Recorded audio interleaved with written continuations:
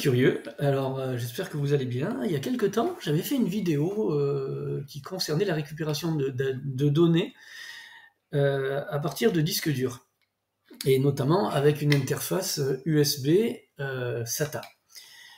Cette vidéo, elle a suscité pas mal de commentaires et de questions, de gens qui étaient un peu embêtés, qui voulaient savoir si je pouvais les aider. Donc j'ai décidé d'en refaire une autre avec les disques durs NVMe.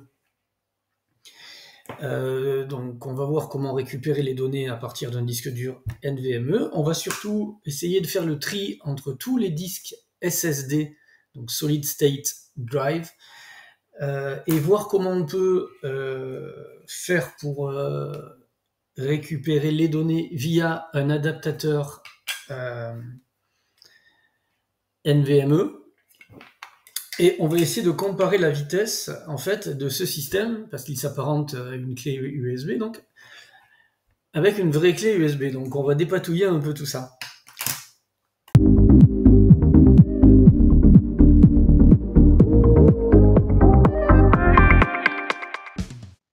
Voilà, donc rien ne ressemble plus à un SSD que notre SSD. Ces quatre modèles-là sont complètement différents.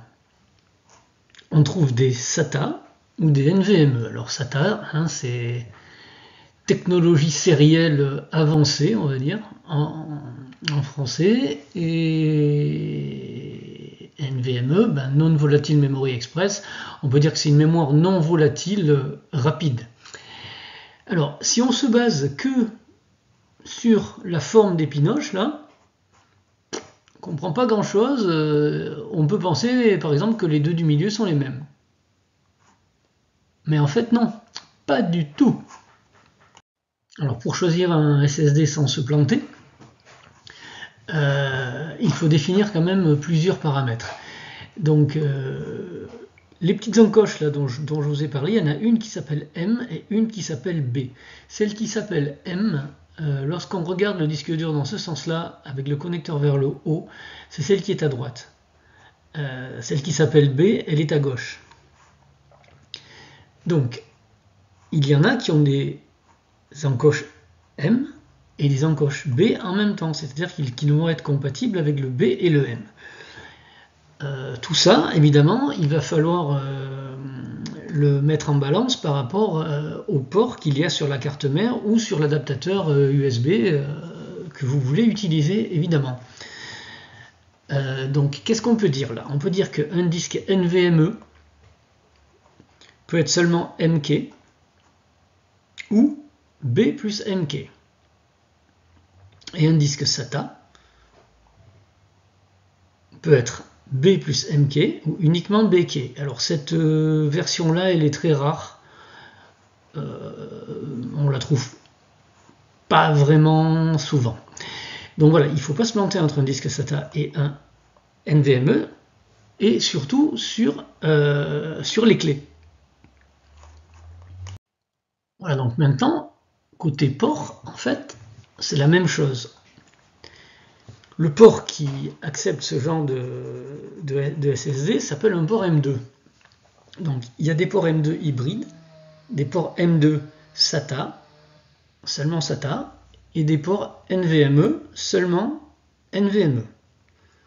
Donc il est clair qu'un disque SATA ne pourra pas être raccordé sur un port NVMe seulement, et inversement. Le port hybride, lui, peut le faire. On verra plus tard ce que ça implique, notamment au niveau de la vitesse. Alors, le petit adaptateur USB que je me suis acheté, moi, pour vérifier les disques SSD, son port est un NVMe SATA, donc il est compatible avec les deux protocoles, et il accepte les NVMe M, les NVMe B plus M, les SATA B plus M. Il n'accepte pas les SATA B, mais ça, il n'y en a pas des masses, donc c'est pas grave. Un petit tableau récapitulatif sur la compatibilité des disques avec les ports sur lesquels ils sont raccordés, avec les ports M2 sur lesquels ils sont raccordés.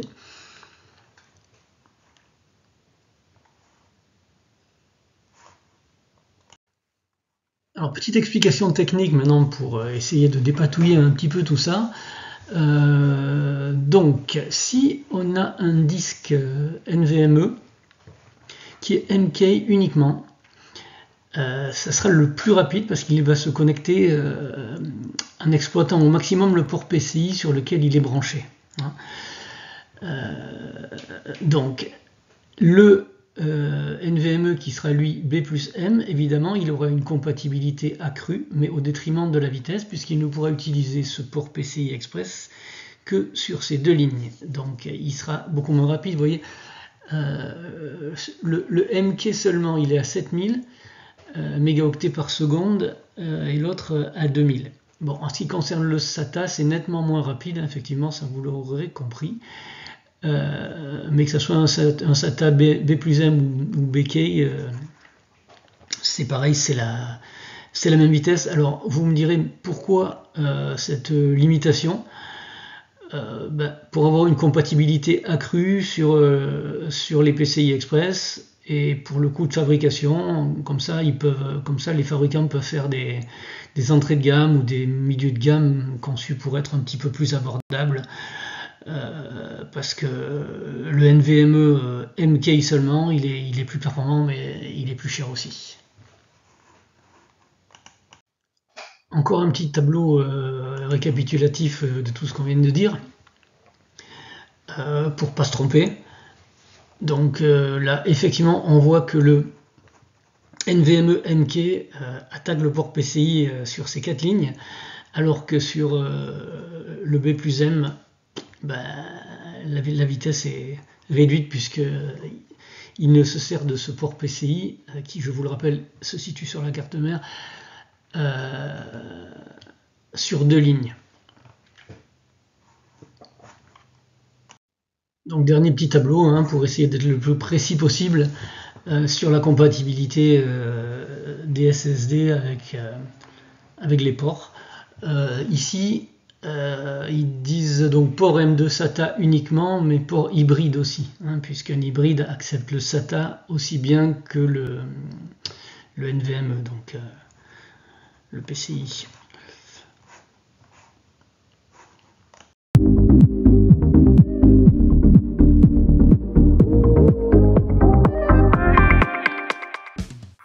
Alors, première manip, on va partir du principe que vous voulez récupérer les données d'un PC qui est HS. On part du principe que le disque dur, enfin que le SSD, lui, fonctionne. Donc, vous allez bien regarder les tableaux qu'on a fait, regardez ce que c'est comme SSD. Là, c'est écrit, c'est un NVMe, voilà, NVMe avec une encoche, je regarde comme ça, M. Donc NVMe M. Donc il faut s'assurer, quand vous allez acheter l'adaptateur, que cet adaptateur prend en charge ce type de disque, évidemment. Donc le plus facile, c'est de prendre un adaptateur universel hein, qui fait le SATA B plus M, le NVMe B plus M, comme ça vous êtes tranquille. Donc, la manip, c'est la suivante. Hein, donc vous avez votre petit adaptateur, votre disque, vous l'enquillez dedans. Normalement, il y a une petite vis ou un petit truc en caoutchouc là. Vous refermez la boîte, vous branchez le petit cordon USB-C vers le USB-A, et là, vous enquillez votre disque dur dans le port USB de votre PC. Si vous avez de la chance, les données ne sont pas cryptées par Windows et vous pouvez récupérer ce que vous voulez, bien sûr. Mon PC, donc je vais connecter l'adaptateur avec le disque. Hein. Hop. Voilà, quand j'ai de la chance, il est reconnu. Donc voilà, il n'y avait qu'un seul répertoire là-dedans, mais voilà, donc on reconnaît bien le disque. Alors, deuxième cas de figure. Vous voulez acheter un disque SSD, l'insérer dans un adaptateur pour vous fabriquer une clé USB performante. Performante, on va voir pourquoi tout à l'heure. Donc vous allez effectivement acheter le bon adaptateur qui va bien sur votre disque. Donc je vous ai dit, donc un adaptateur universel, au moins vous êtes peinard. Vous enquillez votre disque dur tout neuf, sorti de l'emballage, dans l'adaptateur. Hop, vous mettez le petit plastique, qu'on s'embête pas. Je referme la boîte. Je mets mon adaptateur, je le branche et on va voir ce qui se passe. Alors, vous avez acheté votre disque dur tout neuf, vous l'avez inséré dans l'adaptateur, vous avez branché l'adaptateur, donc je le branche, paf. On entend bien le son, donc ça sent bon. Mais il se passe rien. Aïe. Est-ce que le SSD est naze? Est-ce que l'adaptateur ne marche pas? Difficile à dire. Alors en fait, c'est un gros piège. Pourquoi? Parce que quand on achète un disque dur, un disque neuf, il n'est pas formaté et il n'est pas activé. Donc il faut faire une petite manip que je vais vous expliquer. Donc vous allez en bas là, dans la barre de recherche et vous allez taper gestion des disques. Voilà, vous allez trouver ça, créer et formater des partitions. Pof. Là, ouf, vous voyez votre disque. Il est ici. Mais il est non alloué. C'est pour ça que Windows ne le voit pas comme il faudrait. Donc avec le bouton droit, vous cliquez dessus, vous faites nouveau volume simple. Suivant, la taille, vous touchez rien. Suivant. Ouais, vous laissez la lettre D, c'est pas un problème, de toute façon c'est automatique. Voilà, vous pouvez lui donner un nom. Moi je vais l'appeler NVMe Linux. Comme ça je sais ce que c'est. Vous laissez cocher le formatage, vous faites suivant. Terminé. Et voilà. Windows le voit maintenant comme une clé USB. Magique, non?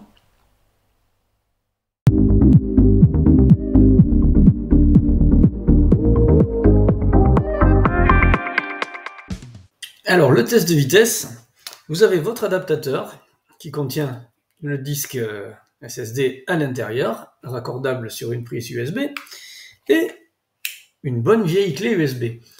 Donc, tout est en USB 3 là. Donc, il n'y a pas de tricherie possible. Je vais brancher les deux composants sur le PC, puis on va faire une copie de fichier. On va voir ce qui se passe. Alors, là j'ai le disque dur de mon PC, donc on n'y touche pas. Là j'ai ma fameuse clé avec un disque SSD à l'intérieur qu'on a fabriqué. Et là une clé USB toute bête, un USB 3. Voilà. Donc je vais copier un fichier d'à peu près 2 gigas dans la clé USB classique. Donc ça va prendre un certain temps, comme on peut s'en apercevoir. Bon, c'est du 48 mégaoctets secondes, c'est pas mal quand même. Bon, c'est pas ce qu'on voit dans les films d'espionnage, puisque eux, ça va très très vite. Et on sait pas d'ailleurs ce qu'ils utilisent, ça c'est un secret. Donc voilà. Là, on a une vitesse tout à fait honorable quand même, pour une clé USB.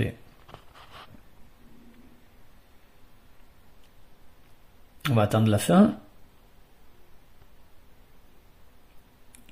Et maintenant, je vais faire la même chose, le même fichier, dans la clé équipée du disque SSD.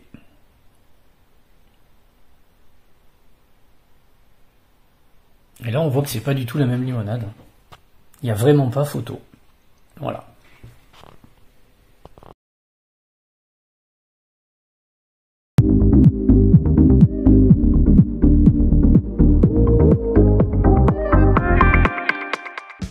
Voilà, donc on est arrivé au bout de cette vidéo, donc j'espère que vous en savez un peu plus sur ces disques SSD, donc Solid State Drive, qui n'ont plus de partie mobile dedans, ils ne sont plus mécaniques. Donc, retenez bien, si vous avez un disque dur de ce type-là, c'est pas un SSD. On peut récupérer des données avec un peu de chance avec un adaptateur SATA USB, ça on l'a vu dans une vidéo précédente. Pour des disques SSD, vous avez des adaptateurs SSD, donc attention à la compatibilité toujours, pensez aux clés, regardez les tableaux, clé M, clé B.